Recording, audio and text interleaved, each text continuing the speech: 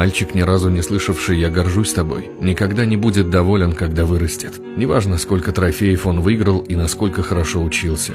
Отец всегда находил к чему придираться. Ты мог справиться лучше, в другой раз меть выше. Это был не совет, а напоминание, что он был недостаточно хорош. Поэтому, став взрослым, он никогда не был доволен собой. Он приучился оценивать достижениями, а не счастьем. Он цеплялся за мысль о том, что еще одно повышение, еще одна победа, еще одно что-нибудь наконец-то сделает его достойным. Но как бы многого он ни достиг, молчание оставалось прежним. Никаких «я горжусь тобой» или «ты молодец».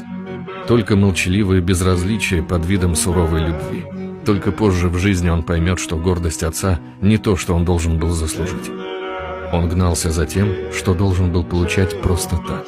И, возможно, лишь возможно, однажды он скажет себе слова, которых так и не услышал от отца. «Я горжусь тобой».